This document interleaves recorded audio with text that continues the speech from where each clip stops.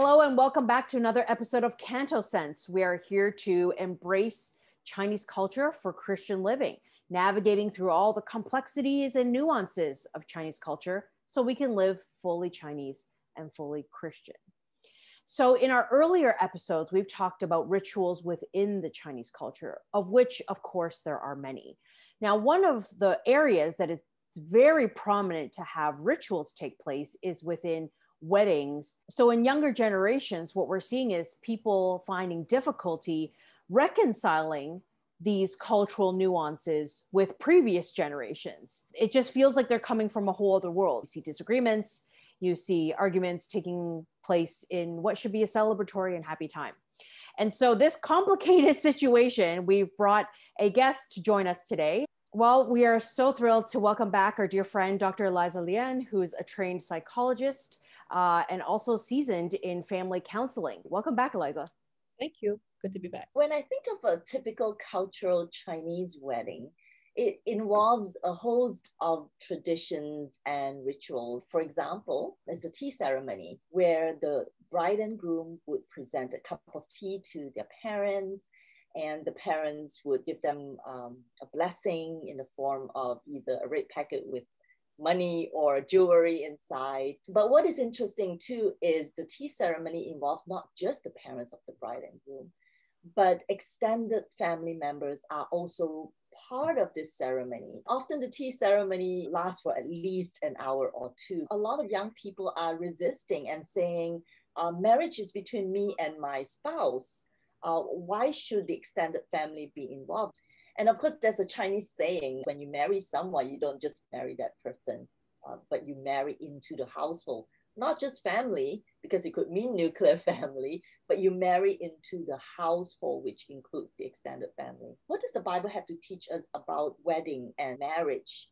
What does the scripture say about the involvement of extended family? If I remember correctly, I think there was only maybe one key specific reference regarding a wedding, and that was the wedding that Jesus was at in Cana. He helped solve this very embarrassing problem of not having enough wine for the guests. Obviously, he and his mom were not just guests, they were part of the people who were hosting this.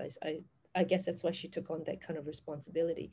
So scripture itself doesn't say a lot about weddings as much as it does say about marriage. If we look at Genesis 1 and 2, you will see that God intended for marriage to be the bedrock of civilization.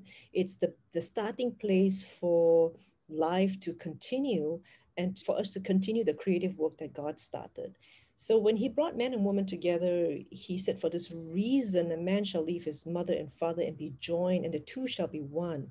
And that cleaving happens only after the leaving. So I think at the church-wide level, we need to be teaching people what marriage is all about. It is a joining of two people, but it is releasing of these two people so that in-laws understand the limitations of their boundaries and how they are to bless the couple in terms of allowing them to form their own unit. Now, in the Old Testament, we have the agrarian society at work. So the man doesn't physically leave the family as in physically move out, but he creates his own unit. That's the instruction to them, that they should release the child to become a man and to have him create that new unit. And I think we need to help parents understand that probably doesn't happen enough in our churches. Especially in Asia, where we have these big cities where houses are small and you might end up be living under the same roof with your in-laws or with your parents.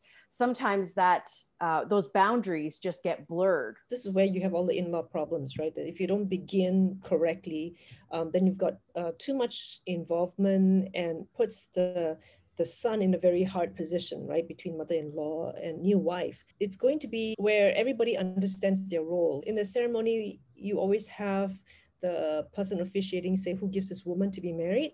And the parents of the bride say, we do. I also think that the parents of the groom should say the same, that we releasing our son to flourish in his new unit. Because we are an honor-shame culture, often a wedding especially is a time where parents get to, show face, show up to their friends and their families about how much wealth they have. And And as a result of that, there are legitimate reasons for why some of these young couples are resisting big banquet weddings and so on. On one hand, as we look at the cultural Chinese ritual, the example of the tea ceremony, it involves extended family members.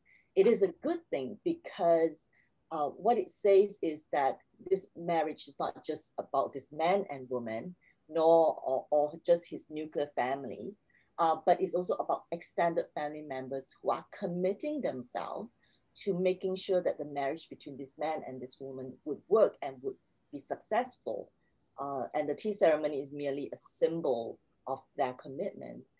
On the other hand, though, and this is where I guess, how can we redeem the communal aspect of the Asian wedding or marriage without the over involvement of parents? This is why biblical teaching is very important.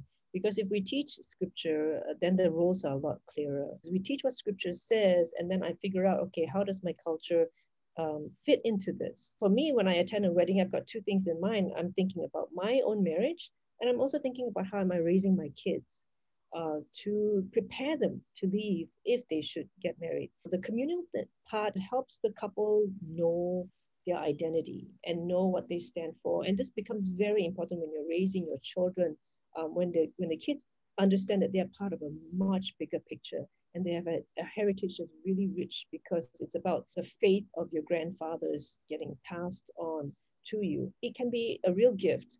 At the same time, I understand what you mean when you feel like there can be too much meddling and involvement from people. We can be clearer at the beginning of a relationship. In my own wedding, my husband and I pretty much decided what we wanted to do. We decided that because the banquet was a big deal for my in-laws in particular, they wanted to invite their own friends, of course, the extended family. We wanted them to know that they were important and there was their celebration as well.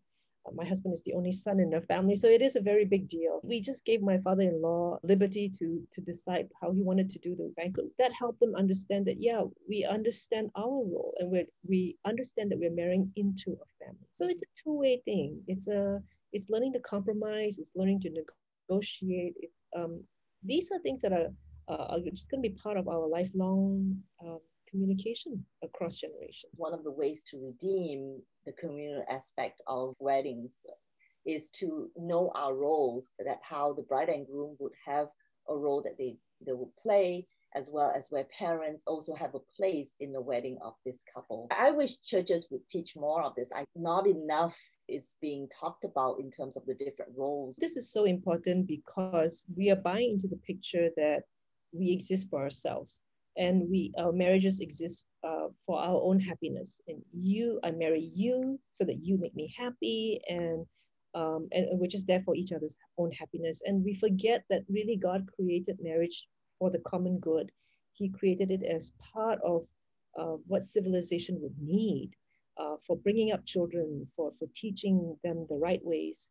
And so when you have a wedding that is planned with everyone in mind and the banquet is negotiated, it's all about how we remember that we're part of something bigger and that our relationship isn't just meant for about us. Personal consumption. And a sense of accountability in that, right? Yes, absolutely. Yeah.